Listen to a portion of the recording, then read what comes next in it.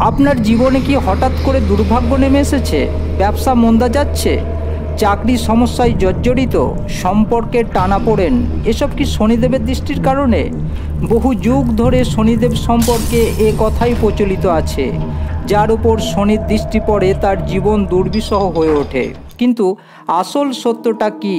কেন শনিদেবের দৃষ্টি এত ভয়ঙ্কর বলে মনে করা হয়? আজ আমরা জানব সেই রহস্যময় কাহিনী, যা হয়তো আগে কখনো আপনি শোনেন নাই। প্রাচীন ধর্মগ্রন্থ অনুযায়ী শনিদেব হলেন সূর্যের পুত্র এবং কর্মফলের অধিপতি। তার জীবন ধ্যান, কঠোর তপস্যা ও ন্যায় বিচারের প্রতীক। কিন্তু খুব কম মানুষই জানেন যে শনিদেবের জীবন এক অভিশাপের কারণে বদলে গিয়েছিল চিরতরে।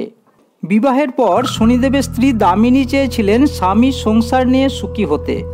স্বামীর প্রতি তার ছিল অগাধ ভালোবাসা, কিন্তু শনিদেব ছিলেন ভীষণ যোগী ও ধ্যানমগ্ন সাধক। তার কাছে সংসার জীবনের মায়ার চেয়ে তপস্যা ছিল অনেক বেশি মূল্যবান।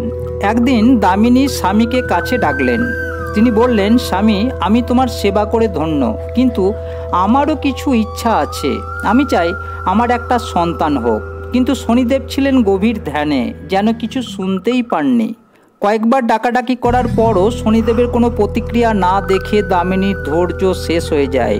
স্বামীর এমন উপেক্ষায় তিনি দগ্ধ হয়ে ওঠেন। তার চোখে জ্বলে ওঠে ক্রোধের আগুন। তুমি কি আমাকে এতটাই অবহেলা করছো? সংসার জীবনে আমার কোনো স্থান নেই। আমি তোমার স্ত্রী, অথচ তুমি আমার কোনো কথাই শোনো না। কিন্তু না, শনিদেব তখনও ধ্যানমগ্ন। এই অবজ্ঞার প্রতিশোধ নিতে দামিনী এক অভিশাপ দিয়ে বসেন।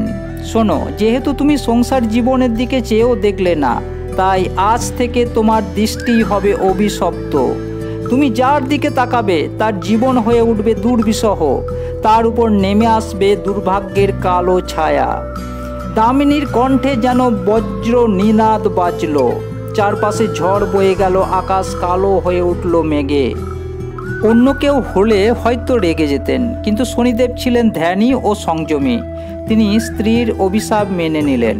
তিনি প্রতিজ্ঞা করলেন, আমি যদি সত্যিই মানুষের জন্য দুর্ভাগ্যের কারণ হয়, তবে আমি চিরকাল নিজের দৃষ্টি নিচু রাখব, যেন আমার দৃষ্টি কাউকে কষ্ট না দেয়।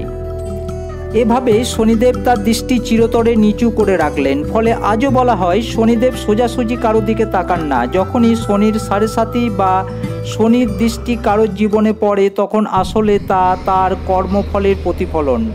বহু মানুষ শনিদেবকে ভয় পান। বলা হয়, শনির দশা এলে জীবনে বাধা বিপত্তি আসে, কিন্তু আসল সত্য হলো, শনিদেব কাউকে শাস্তি দিতে চান না। তিনি শুধু আমাদের কর্মফল অনুযায়ী ফল দেন।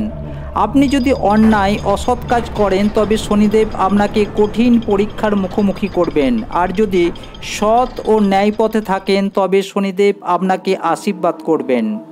তাই শনিদেবের কৃপা পেতে চাইলে সৎ পথে চলুন, কর্মে নিষ্ঠা রাখুন এবং নিয়মিত শনিদেবের পূজা করুন। তাহলেই শনির বক্রদৃষ্টি আপনার জীবনে আশীর্বাদ হয়ে উঠবে।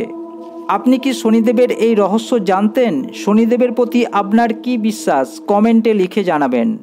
আর যদি ভিডিওটি ভালো লেগে থাকে, তাহলে লাইক, শেয়ার আর চ্যানেল সাবস্ক্রাইব করতে ভুলবেন না। আবার দেখা হবে এক নতুন রহস্যের সঙ্গে। ধন্যবাদ।